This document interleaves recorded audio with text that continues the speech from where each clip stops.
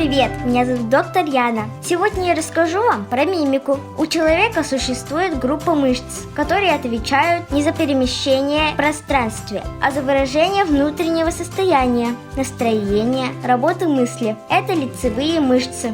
Их работа называется мимикой. Когда мы веселы или расстроенные, окружающие замечают это по нашему лицу. С помощью мимики можно разговаривать без слов.